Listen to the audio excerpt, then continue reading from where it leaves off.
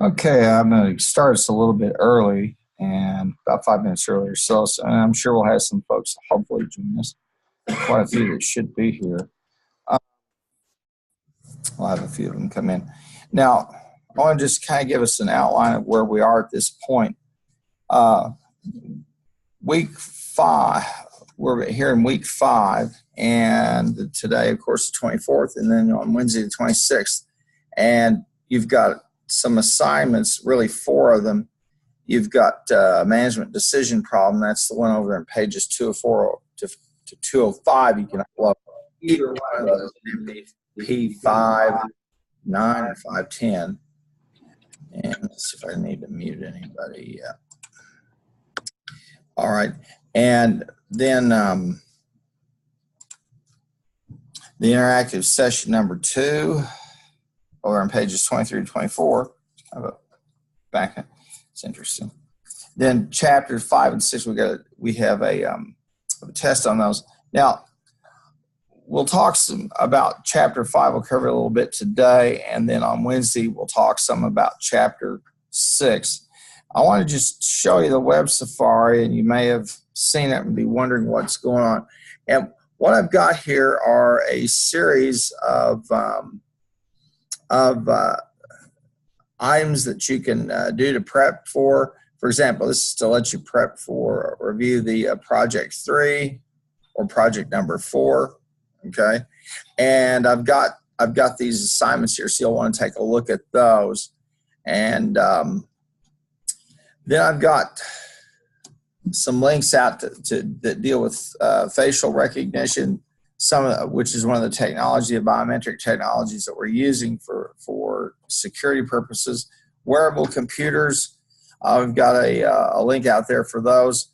These two items here, I'm going to look at them because they look like they're from the fall, and I tried them and I wasn't happy with them. So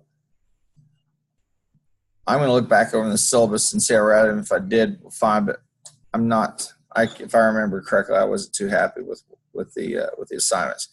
But anyway, just some looks at things like what sports will look like in the future. Again, here are different devices for looking at your desktop screen, taking it from your screen to your TV, wearables. So there are a whole series, and then Code Academy, a whole series of links, okay, over to a lot of different information. These stuff on these projects, ignore that stuff. But these links, I'd like you to explore them a little bit, and that's why I call it kind of a web safari, because it does take you to some of these interesting little stops on the net, and that give you a sense of some of the trends that are going on. And that I want you to do. Now, I'll pop back over here. And now I also have some links to some TED speakers, and there are a couple of them that I think are really interesting. Well, they all are very interesting. Using virtual reality, augmented reality maps, and the whole theme here is how we are transforming this technology from one that's really just more electronically based to one that incorporates the real world. And that's going to be a theme that you're going to see throughout here with those. Then I've got a whole series of resources for you to take a look at that I think will add to the book. All the different smart home products that are coming and are going to be starting to be things that will have computers embedded in them. The list is almost endless. You could be studying that all day long, and every manufacturer's after is looking at doing that for a simple reason. It lets them monitor the usage of those products, the age of those products, etc. Then this is an interesting one that was dealing with kind of a current topic, this issue of the ICE rounding people up. And one of these firms, Motel 6, said because they have a lot of people. Well, that's one of those places where a lot of people are going to stay, for a week or two, or some of these extended stay places where people can't rent a place to live, and so some of them are refusing to give up their information of the list of the people who are in there. Here's something that's interesting, using Facebook and Twitter for emergency travel info.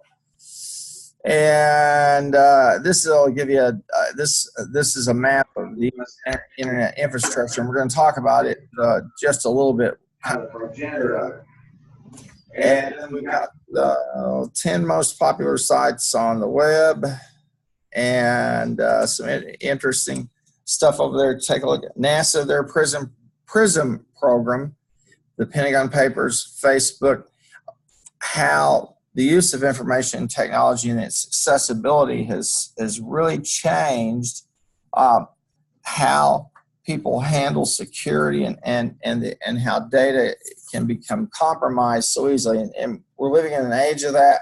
So people like the guy at WikiLeaks, folks like that, who will walk out with a whole bunch of data and then dump them out on the internet. Same with the famous Guccifer 2.0, who got into the Democratic National Committee, got into all their emails and dumped it out near the end of the election so people could see how people were saying nasty things about each other, and which I think is probably a good lesson for all of us. I'd say this: if you don't, anything you write in an email, if you don't want it out there, I wouldn't put it in an email, and I certainly wouldn't put it in a text message. Both of those are easily compromised. They're both basically text based and easily captured. Now, as I've said before, you folks are real targets of information thieves, identity thieves, because at this point in your life, you have a credit history, but you don't have enough for it to really be something that would be a problem for someone to try to go in and refix the information. Instead, they just take what you have as a foundation and build on it and create a person you 40 years, 20, 30 years past now, and have an identity and a credit line and all that stuff. So you guys are prime targets. And so I'd be very, very careful with your data. But again, these digital technologies offer some advantages, but they also offer some disadvantages. So I've got a whole set of resources there for you to go and take a look at. Now, these sites on the deep web, and you probably have heard people talk about this. This is what's called the dark net, and there are all kinds of things out here that people are selling and have for sale and do all kinds of nasty stuff. And all I can say is if you go over there, you go at your own risk. Because if somebody gets a hold of your email or they get your IP on your computer, and they'll sit and there will be people who will troll and do that. Once they have the IP on your computer, they have all they need. And it could be anybody from an identity thief to someone who's wanting to just simply use your machine. You might have heard about it, but a lot of the high schools around the country, the school districts, use an application called Infinity, and it's this thing for your parents to track your grades and all this stuff for you to do things. And they're having what's called a denial of service attack. And that's where they overwhelm the website with so many people requesting information that the website can't respond. And this is just simply one of these things where somebody ventured out in the wrong place and they started figuring out, okay, linking IPs together and then taking them over. And if you go in at night and you ever look up and you see something happening on your machine, probably you're compromised. Somebody's in there using your machine. All they have to do is just import a program that will copy your keystrokes and get all your passwords. And sometimes what they'll do with these denial of service attacks is they'll use thousands of computers to just inundate requests for information, and the system that's getting the request just shuts down. And they generate all that computing power using all those computers. And that's what's been going on with this Infinity application. So the dark web is an interesting place, but go there at your own risk. I would assure you that it's not for the faint of heart. And you'd be surprised about what's out there. A lot of crime, tremendous amounts of, I think, probably, let's take credit cards. Every time there's a credit card breach, they Target loses 1,000 credit card account, or they get compromised. Well, people will be out there selling that password and credit card data for, I'll give you 10,000 of them for $1,000. And then if you know how to take them and use them, good for you. So one of these chapters here in the text talks about the infrastructure. And the infrastructure is that we work on, the physical internet, okay, is based on a kind of a blend of new and old technologies. And that's what makes it in many ways highly susceptible to problems. Now, for example, when you have an Apple's starting to have some problems, but not like they had, but more than they had in the past. Apple is what we call a closed system or a walled garden. Apple doesn't play with anybody but Apple. Okay, it's designed to sell Apple's MacBooks, iPhones, etc. because Apple wants you to use all their products. So they don't play well with other products and other software especially. Because that's the case, it's not very hard it's a little bit more difficult for hackers and folks of that ilk to get in, because it's the security. You're just not talking about a system that's really open. Windows-based systems and Linux-based systems are just the opposite. They're meant to be everything to everybody. So Microsoft is constantly doing security patches, and they have to, so that Windows will work with any machine that's not a Mac. The Office Productivity Suite will work, etc. And the whole idea is that Microsoft wants to sell software. And so the people they partner with, all these computer companies that will take their productivity suite, they have agreements with them that make them accessible. Now, Microsoft is going to the cloud. In fact, in here, if you're going to use anything, you have to go out to a VMware, which is a virtual machine. And that's one of these cloud applications. And Microsoft is using that to try to, first of all, not have to package up and send stuff all over the world if you want to get the new Office 16, but also as a security measure, because it's a lot easier to defend than it is when you have stuff physically deposited on a computer. The great big data breaches that we've had in the defense system have been people walking out the door with a thumb drive in their pocket. And that's the guy at WikiLeaks. That's what he did, is he just downloaded a bunch of data to a couple of thumb drives and walked out the door, and nobody really noticed. The biggest problem with security is human beings and the fact that they are at times careless.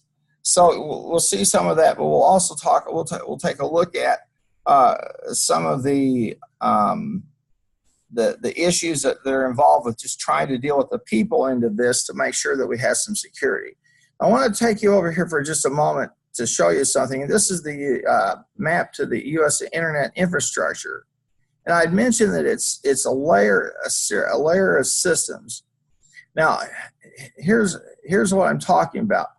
When people go, say, to Asia particularly, they come back amazed that everything is so fast, everything is so wireless, etc.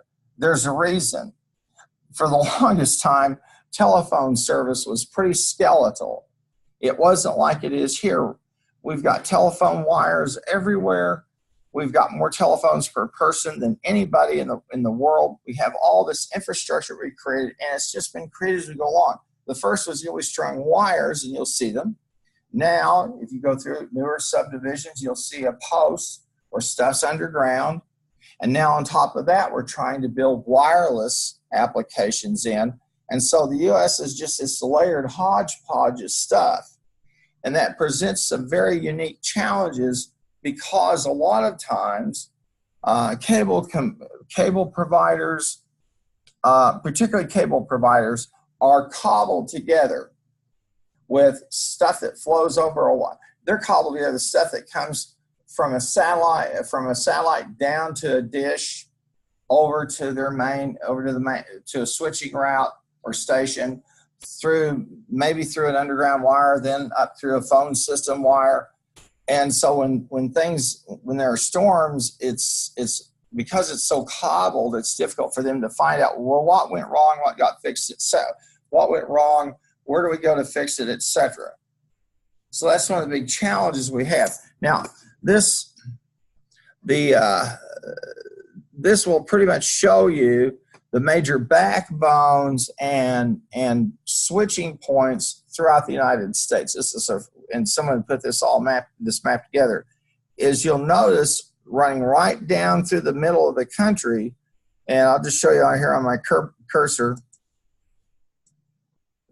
This is a internet backbone where some of the speeds are the fastest that we can get in the United States.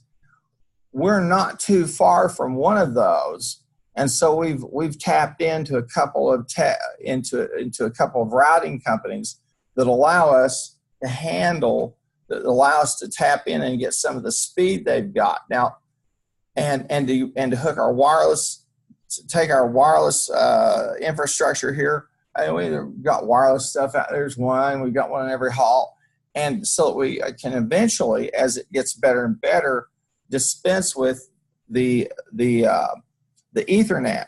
You say, what do you mean by Ethernet? Well, I've got a little plug-in here connected into my machine, and that plug-in is the Ethernet, and it's much faster than wireless because the wireless is being used and just only has a certain level of capacity. But we're pretty well positioned here to get this data. Now, I want to show you something which is the progenitor of all of this, and it's a thing called ARPANET. Now, I sent my first email in 1978, and it took me 45 minutes. And I used a modem with a phone. The modem was about the size of this part of the podium, this top part. And I put the phone down. We dialed the folks we were sending it to. We put the phone down. It screeched and squalled, and then the data started to be transferred. And it was a paragraph. It took 45 minutes. Okay, the ARPANET was the first internet. It was designed as a way for the government to function. It was created in the 50s and the 60s, and people said, okay, if we have a nuclear war, everybody will be down in bottom mountains and so forth, and so they're going to have to communicate. So they created this cabling system that they'd be able to phone each other, okay? At the same time, they had a hotline from Washington to Moscow, so that if somebody's bomber straight into space, the wrong place, they'd get on the phone and go, hey, what's going on? But the ARPANET was designed for that. Now, it eventually became a tool for scientists, and then ARPANET started being expanded to universities, and it grew, and eventually folks started saying, wait a minute, why don't we commercialize this piece? Why don't we commercialize this thing? And that's when the internet was born, okay? And what you know as the internet. You've never been without it. You have no idea what that, you've never lived in a world where you didn't have the ability to send an email or download a movie or anything like that.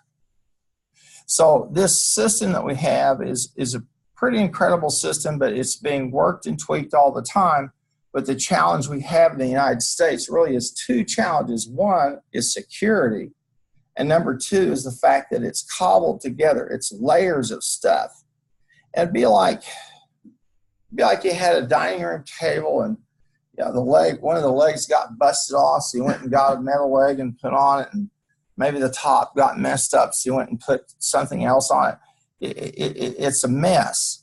But you can't tear it all out, because if you do, everybody will be without internet for an hour, and they'll go nutty. And a month without it, a week without internet would be colossally difficult for all of us. So this basic progenitor, it was originally designed just for government, the people who were survival, The people who would survive a nuclear attack, for example, would be able to communicate with each other. And then other people said, hey, let's try and see if we can send data, and let's see if we can send messages and all that type of thing. And eventually they did. Email that you have today, well, what you use today is email, but it's a short message service. It's called an SMS, and that's a tweet. You send over each other a tweet, or you message each other. And those that technology is just a compacted technology that lets you send stuff much faster than you would if you're clunking into an email and then into an email server and on and on and on. And we'll look at some of that stuff as we go on. Now, here in this part 2 of the text, we're looking at chapter 5 and 6. 5 talks about information technology and infrastructure. And it's really a piece of it that is probably the least exciting, the least interesting until it doesn't work. And then when it doesn't work, everybody gets excited and gets interested in it. I was here, I think it's been about 6 or 7 years ago, when we went without email for 3 weeks. And it was an interesting experience. People were calling each other. We were actually talking to each other. We actually went to each other's offices. Memos would be circulated, and we probably went through half of a forest. And everybody realized email is not such a bad thing after all. The key thing with the email system is the ability to take it and take those emails and organize it, put it in folders, to filter what comes in. Make sure. This morning again, we had Gary Nickerson report. We had one of these phishing things where someone said something about click on your account or something like this, and there's probably 1 or 2 people who did. Now their computer's compromised. Why would they do that? Simple. If they can get a foothold in here, they can come after your data over in Banner. And your data in Banner and my data in Banner, I can tell you about mine. Mine is my ID, which is a certain number of digits, and my birth date, which is a certain number of digits. Once you do that, once they have half of it, the rest of it is a pretty easy go. And once they're in there, they have all kinds of data. I don't think anybody lost anything or anything was compromised, but we get these phishing attacks probably every week. And they just keep hoping there's someone stupid enough to click on one of those and go in and let your machine get compromised. Okay, so we're going to talk.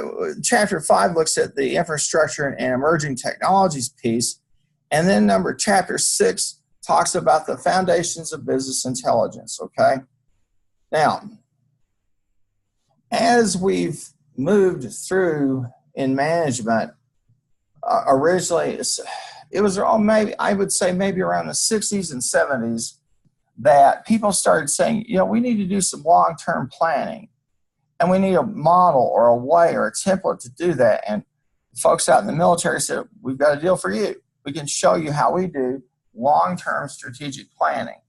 Okay? Now, near the end of my time, I worked up at the Pentagon, and what I did was, I'm not sure. I worked on the piece of something we never knew. No one ever knew what they were working on.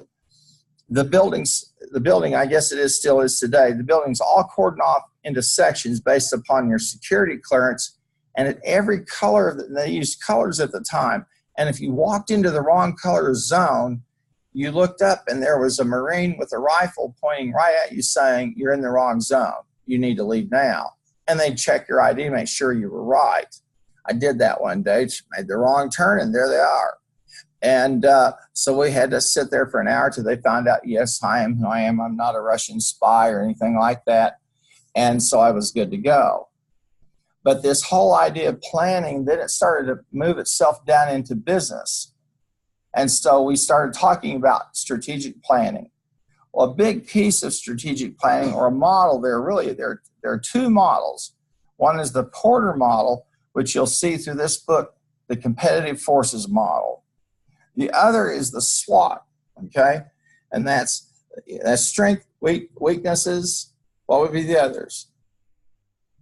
Strength, weaknesses. You've got the world's greatest database. Find out Opportunities and threats, yes, very good.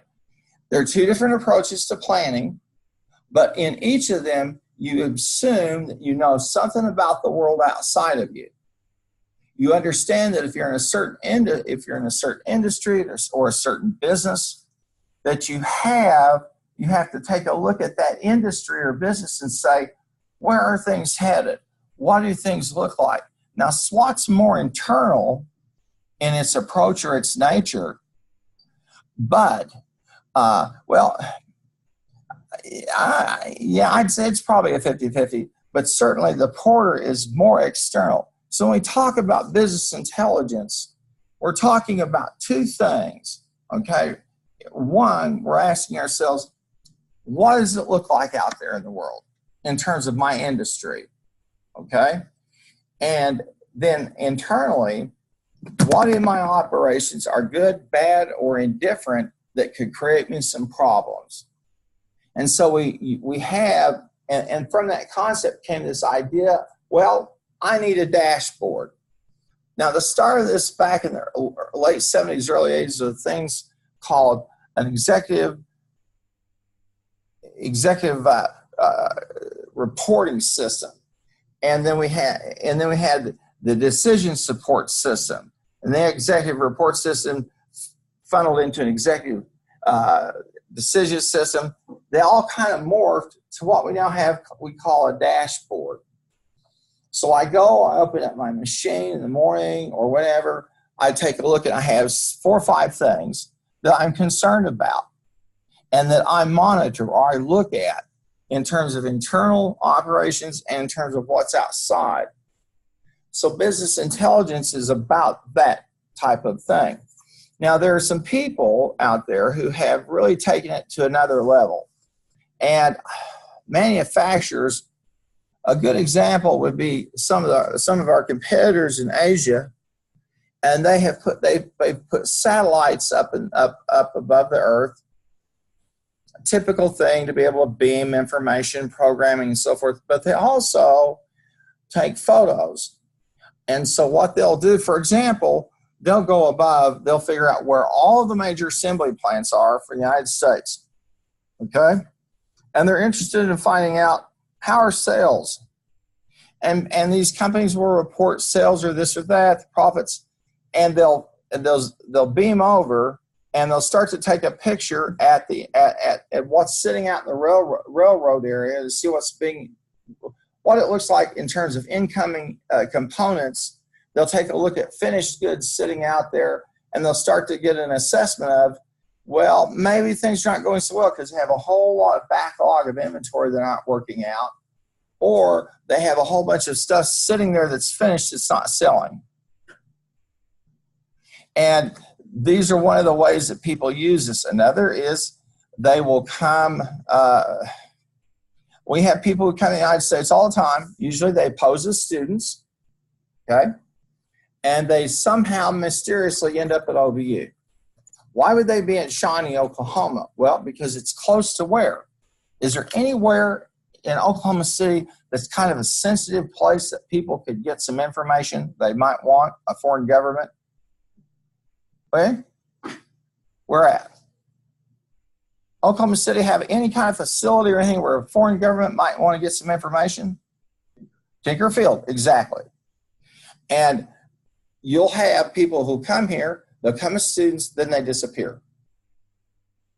And then eventually someone finds them. But once they've disappeared, then you start to ask yourself, why did they do that?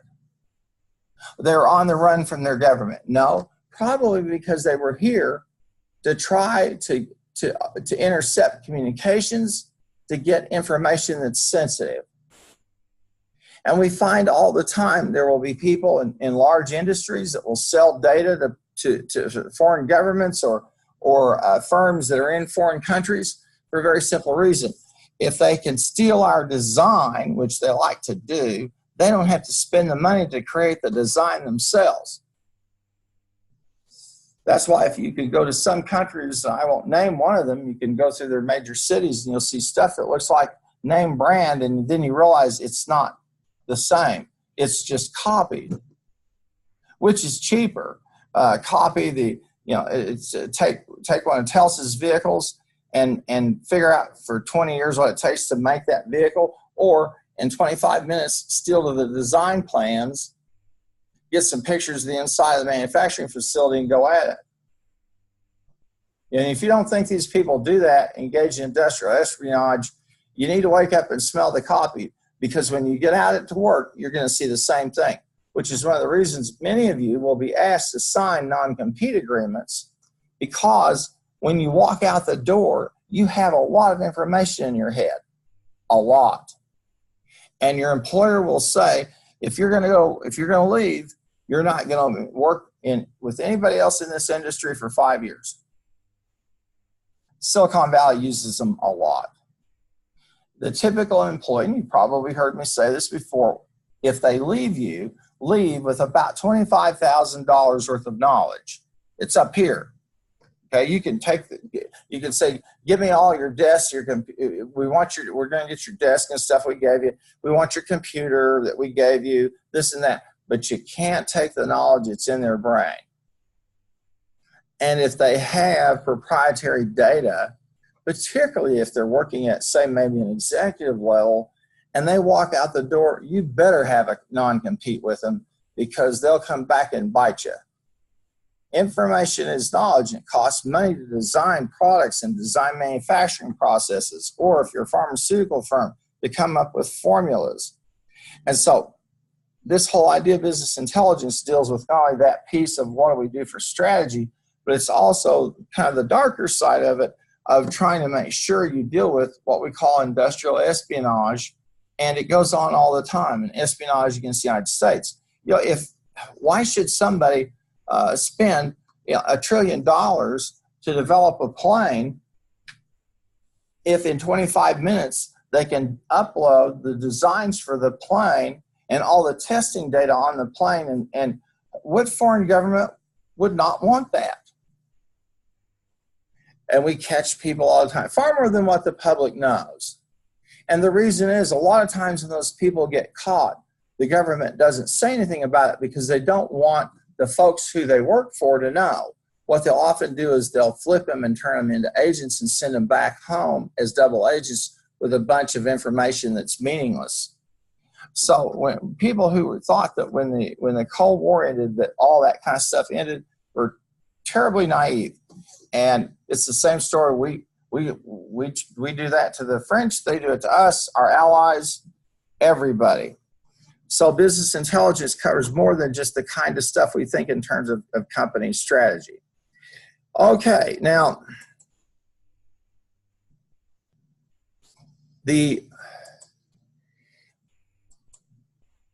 let me stop for a second and see if anybody have a question I could try to answer for you. Yes? Trying to add some stuff to the textbook maybe that wouldn't be there. I do want to make one comment. Someone asked me in an email, and I apologize, about Walmart versus Amazon, that case. Asked me to kind of give them an opinion, okay? Let's talk about that for just a moment, because it fits beautifully with what we're talking about in terms of Porter and those competitive sources, or it would also fit a SWOT analysis. It's interesting because these two companies are almost like opposite images of each other. Walmart, other than Amazon, Walmart is the best tech company in the world, bar none, outside of Apple. But because Walmart can take their information technology systems, their MIS, and use it in the real world. And we had a faculty member here, Ms. Turnage, you may remember her, who had worked for Walmart's at their headquarters dealing with their IT problems, and she was a troubleshooter when they'd have systems go down. Walmart has a lot of stores. They've got to get stuff to people. And so they're the world's top retailer, there's no doubt about that, and now they're trying to make a venture into e-commerce and, more importantly, overcoming what we call the last mile problem, and that is, how do I get stuff to people? Or how do I get people to stuff? Okay? Now, Let me share you my experience with Walmart. It may have changed. I said, okay, just for 2 or 3 times, I'm gonna go online and order my groceries from Walmart and go to the Walmart pickup. Now, what's the win for me? Well, I don't wander through the aisles, okay, and I don't look at stuff. I just order what I need. So I make my order, I show up, and a bunch of stuff, they didn't have it. So they substituted the goods. If I didn't want the substitute item, they knocked it off my bill. But why did I order the item in the first place? Anybody tell me? If I order something, why do I order it? Because I want it, exactly. Retail 101. Let me have the green dress. Wouldn't you rather have the blue? No, I want the green. Now, why don't you take the red one? No, I want the green one. I've literally seen salespeople arguing with the customer. Let them, if they want to buy it, buy it. And it made me crazy. I did it 3 times, and a third of the items I ordered, they substituted. And they had no way, and they didn't have or devise a way to call me and go, hey, Keith, listen, that giant chunky bar you wanted, we don't have it. Or your balsamic Russian Thousand Island Chipotle dressing, we're out. What? I just show up and they give me some cheap substitute, and I'm going, and that's what aggravated me more than anything is they would always give me a substitute that costs less. I'm thinking, oh, you think I'm a cheap guy? I ordered the expensive stuff because I like it. That's what I use. That's not always, but they give me some generic thing. And so I said, we have a problem here because you don't have a way yet with your inventory system to deal with me as a customer, as an individual. Say, shoot me an email and go, hey, we don't have it.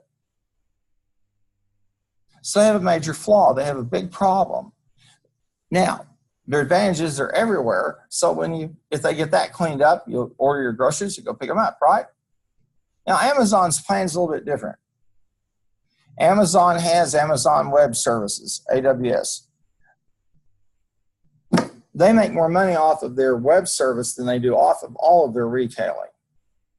But their owner has a big ego, and they want to go duke it out with Walmart, and they want to capture that space of selling to consumers. And why you would sell groceries to consumers, I don't know. It's a tough business. The margins are small.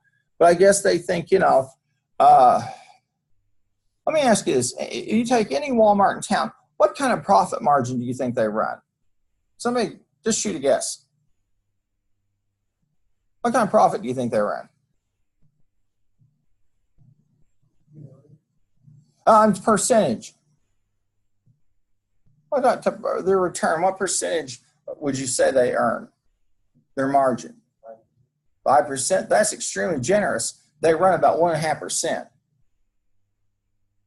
1.5%, that's why they have 10,000 stores. If I sell $1 billion stuff, then 1.5%, that's a piece of change. 1.5% on $200,000 of sales is not so good and extremely vulnerable. They're very, very low margin.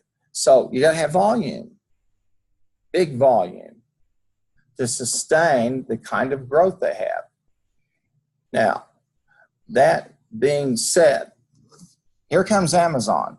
Amazon's made a purchase lately. Anybody know who they bought? Whole Foods. Why do you suppose they bought them? What do you think?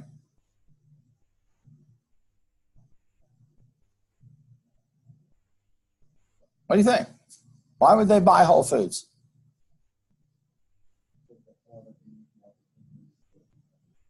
Yes, they saw it as an opportunity to get into the grocery business and kind of get a sense of how that works. Now, anybody here shop at Whole Foods? Okay, so you're all Americans. We don't have any tree huggers in here, none of that, folks. Okay, got some hunters and stuff like that.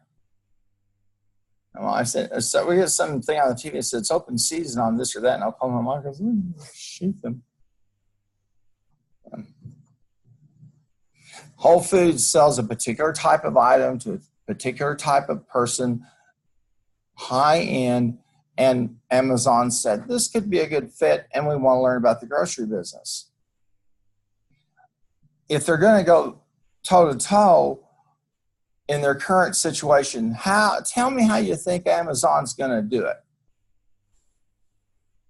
Just walk me through the steps. You're going to buy groceries from Amazon. What are you going to do?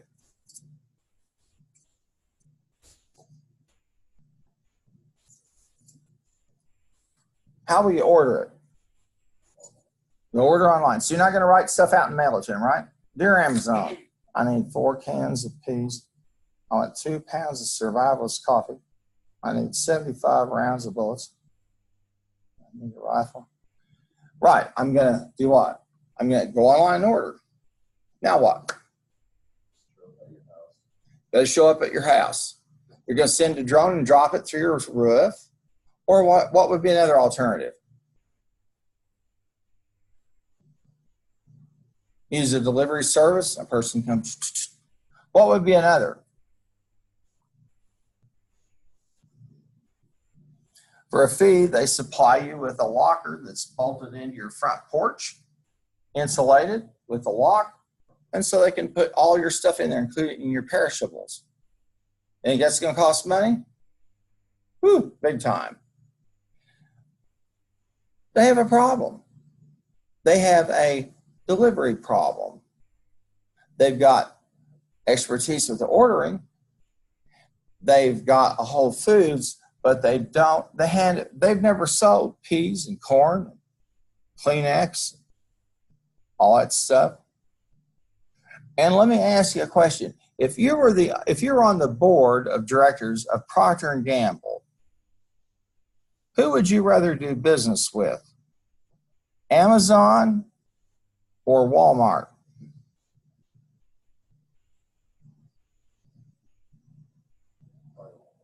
Why?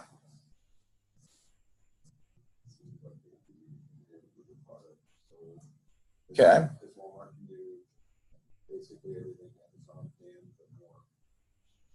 Yep, you're exactly right. If you're Procter & Gamble, you're going to stay with the gal you brung to the dance. You ever heard that term? You're going to stay. I see a few Americans here. That's good. People stay with the gal you bring to the dance. And Procter & Gamble says, I'm not taking a risk with those crazy people. They sell books and coffee and what else? But they don't sell food. And Procter & Gamble says, I'm sticking with the people I know. And I know this. If I'm Procter & Gamble, in every store, there's only a limited amount of physical space. And if there is, and Procter & Gamble says, I'm the big dog on this block, I'm going to do what? Have the most space. Why? Because I sell the most product. Today. Now, okay, now let me kind of stoke you a little bit. This will be an interesting exercise. Go to Walmart today. Walk over into the beer section. Okay? Take a look and just take a look at by brand who has an end row and who has a side row and how many. Do you think it makes a difference if you have 2 cans, that's an end row, or I have side rows? Why would it make a difference?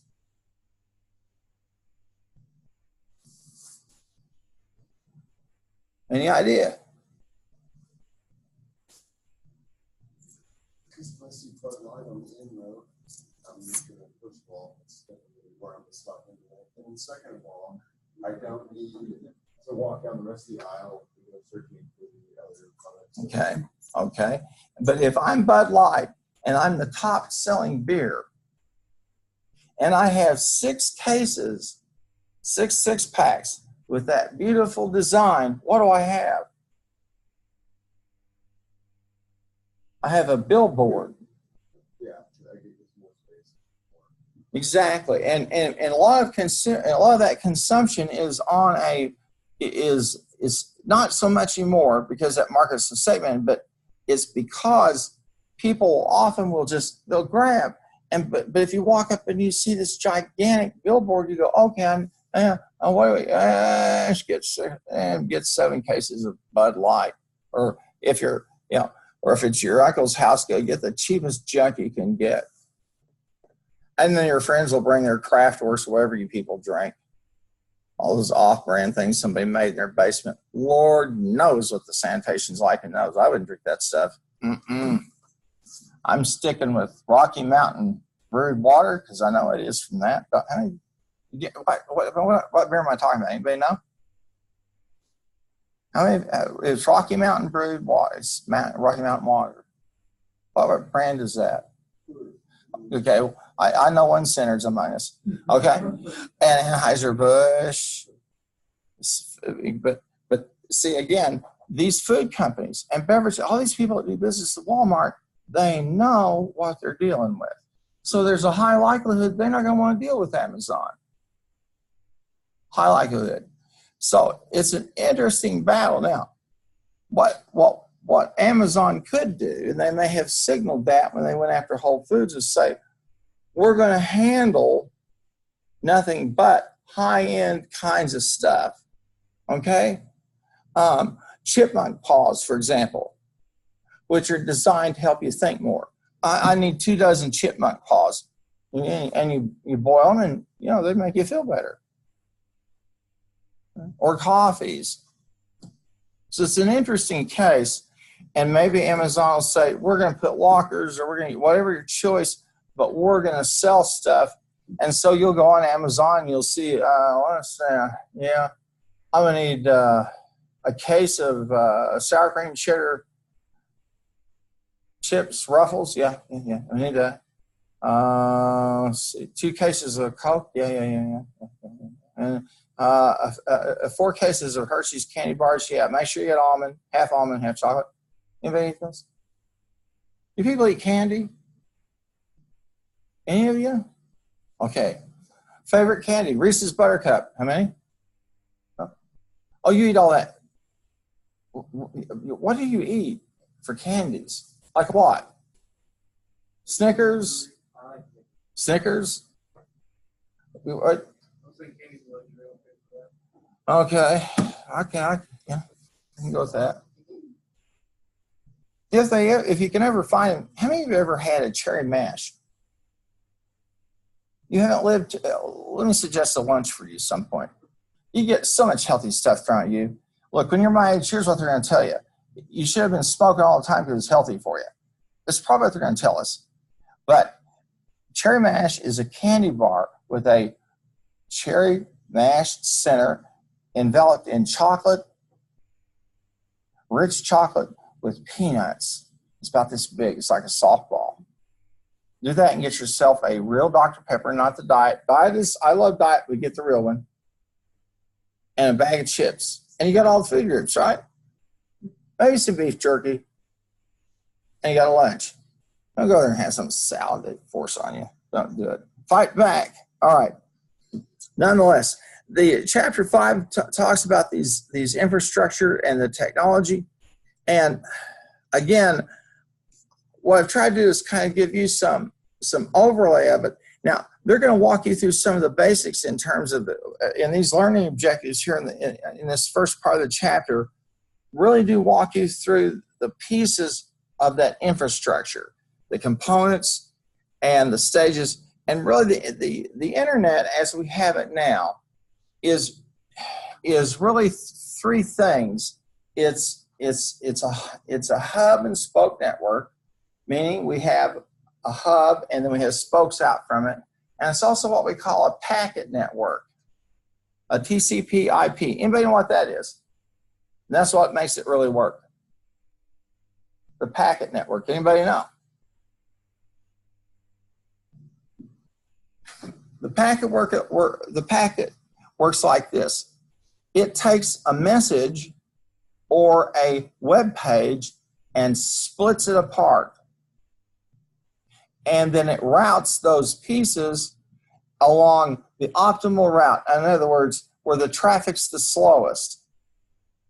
And then when they both arrive, it combines them and you've got your web page, you've got your email, whatever, your movie you streamed, etc.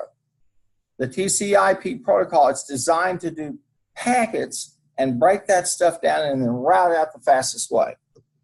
Then you have the backbone, which are the huge cable things that carry all that information.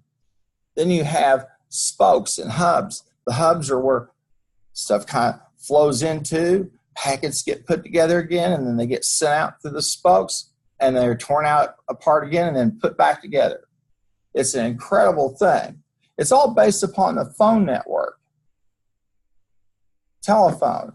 The telephone is really nothing but sending waves across a wire, and then you have a thing that takes those waves, those sound waves, and turns them into speech.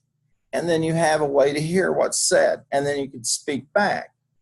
It's called a modem. Anybody here ever heard of a modem? That's what it is. It's a modulator. It takes those sounds, and modems work as well also with pictures. The first fax was sent in 1873 by Napoleon III.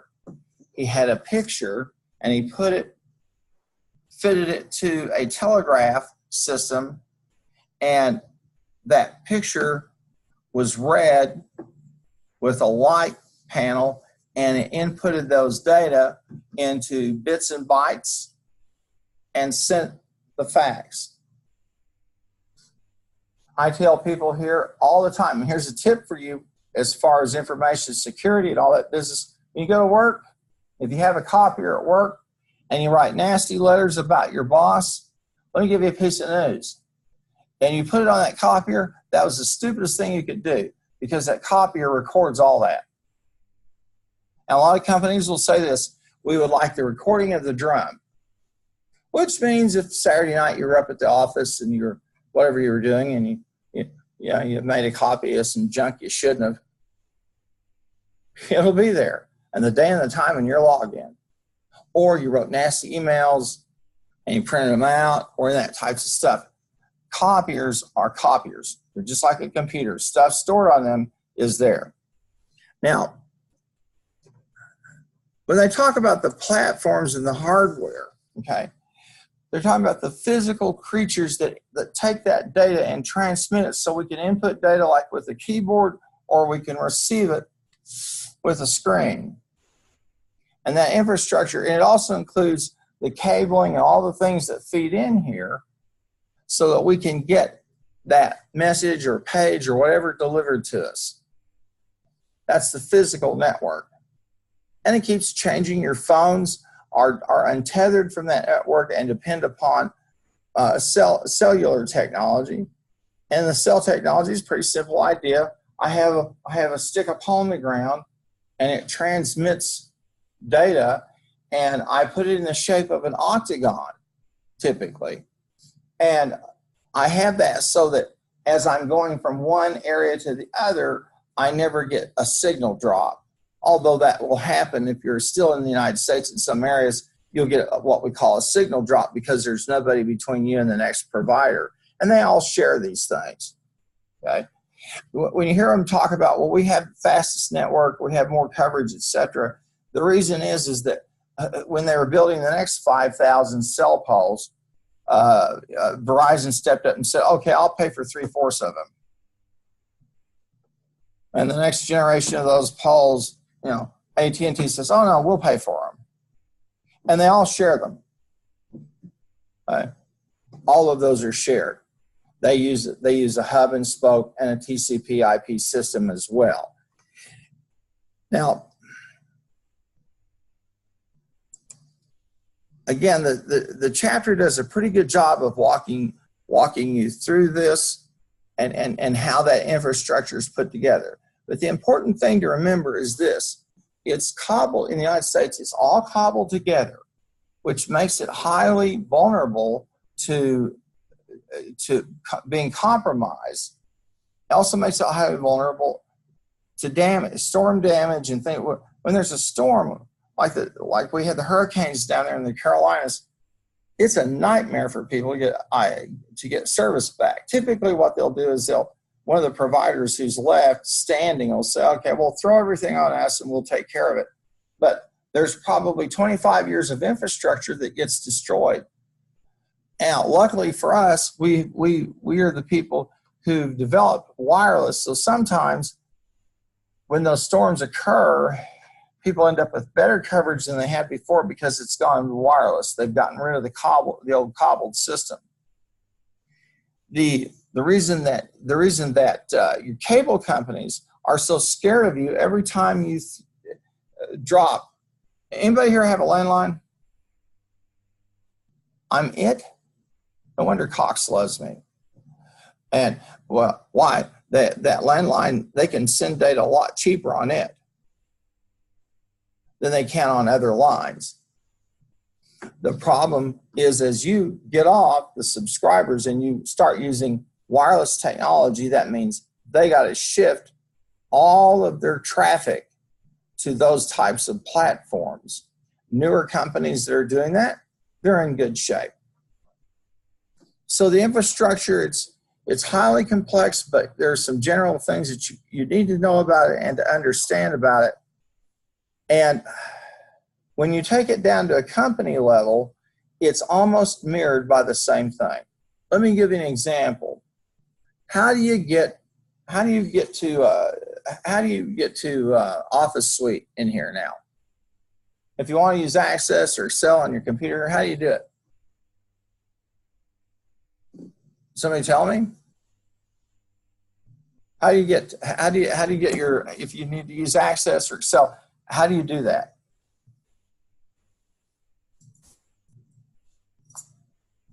Is there a little green thing sitting up in everybody's corner?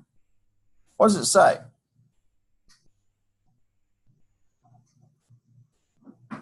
VMware?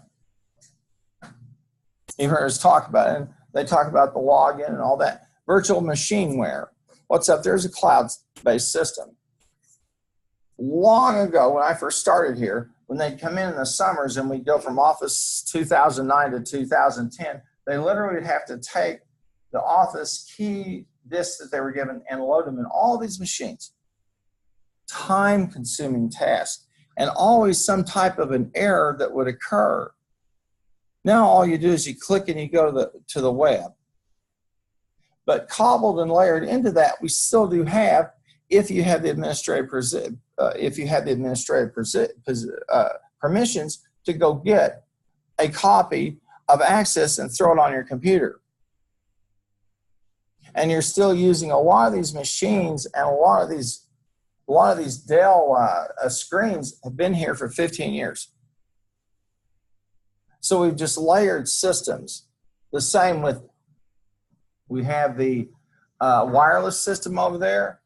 Now I'm using the TCI. I'm using the Ethernet, which is tied into the raw data flowing in here from the provider, not to them and then to the wireless machine. But I'm right mainlined right into it because I need a faster feed so I can record stuff on the business. Same thing with our systems. They get layered over and over because you have a tendency not to destroy systems that are below you. The text doesn't allude to a lot of that. They're just trying to kind of give you the component parts. And it's good to understand those because at some point in time, if you're running a company, you're going to be spending a lot of money on this stuff and you're going to be wondering, is it worth the money? Now,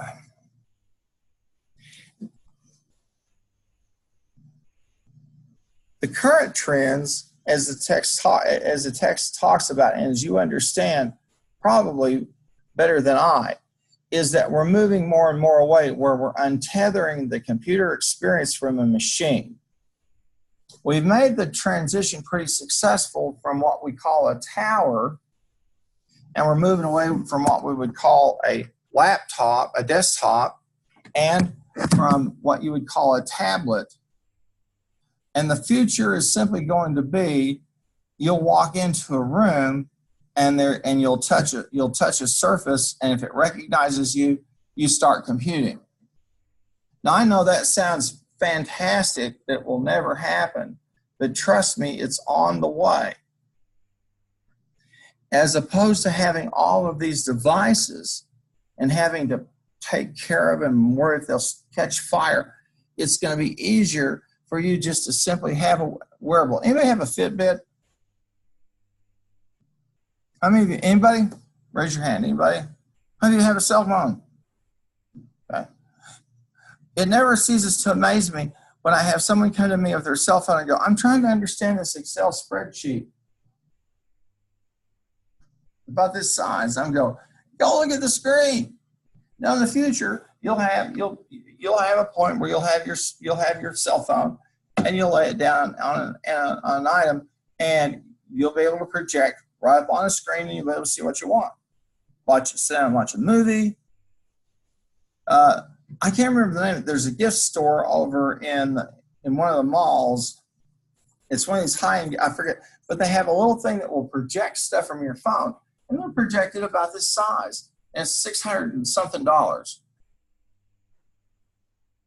That thing will continue to be miniaturized to the point where it'll be attached to your phone, and you go, okay, I want to pop the screen up and I can see it. It's going to be the same thing with your televisions.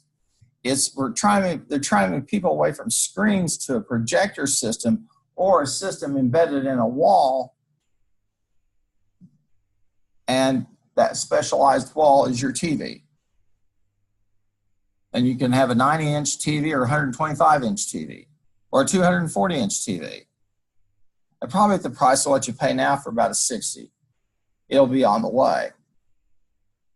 The whole idea is that we're moving to a point where we call it what we call ubiquitous computing, and that is where I'm always online. There's no division. I'm online one way or the other. Right now, you live that way. If you have a cell phone and you take it everywhere you go, I can go in and I can find out every place you've been and how long you stayed. I can look at every purchase you made. I can look at every keystroke, the whole bit, it's there because you're online. You can turn your phone off and I'll still be able to track you because the authorities and the government have said we still need to be able to track because bad guys are pretty smart and they'll know when to turn their phone off.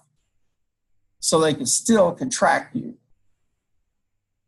And so the future of all of this is going to have profound implications for us in businesses. We try to stay ahead of all these ubiquitous devices, embedded devices, the things the text talks about. And the text is pretty conservative in that regard. And one of these days, your grandchildren will laugh at you and they'll see pictures of you with a phone and they'll go, how stupid you were. Why would you carry a phone around? Just like I look at my grandparents and they had a radio and going, what's that all about? And so that's going to have some very profound consequences, especially in terms of purchasing. Now,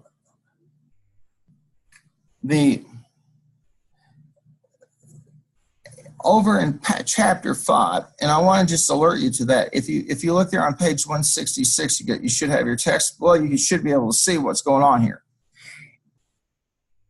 I think the key parts of this chapter, I think 5.1 and 5.2 and 5.3 are really the key pieces of this, especially 5.3. The current trend in computing is to embed computing into objects of all types, products, homes, clothes. This is a whole different stage. And now the third stage will be probably when you're about my age, and that will be when we start to take machines and put them inside our bodies.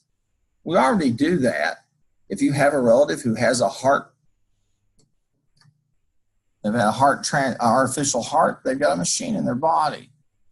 And we're going to have probably little ID bracelets embedded in our body. You'll probably have a little device that will send back information to the doctor about your blood sugar, your blood pressure, etc. And they won't let you have insurance if you don't have it. facial recognition, biometric recognition, all types of things of this sort. So this line between I sit down at the computer and I use the computer to this thing where it's just there everywhere. That's going to become more and more blurred, and that's going to change how we do business, and it's going to change society. It's going to change it tremendously. All of you now are used to, how many of you have Twitter? No Twitter? Okay. Net Nanny wouldn't let you have it. How about Facebook? Okay, you're on there sharing recipes and pictures of dogs with me. Here's my grandchildren. Okay, great. Next. How many of you use Instagram? Okay, Instagram. Send a little picture, make a little message. These give you an instantaneous communication that you never had before. I think it's Subaru. Maybe that's the automobile. They have a very interesting ad. And the ad is this kid, he's a teenager. He's out at the beach with his friends and buds, and they're having a big powwow. And mama, and unknown to him, mom and daddy has the car with the GPS locator. So if Junior's not where he should be at the right time, mom and daddy can come find him. And they come and he's in the party with his babes and having a big time. And here's mom and daddy, embarrassed, humiliated, and probably he'll lose the car for a month. I lived in an era when I could lie to my parents, but they could hear it in my voice, so I didn't. About, yeah, I'm over here. Because there's no GPS.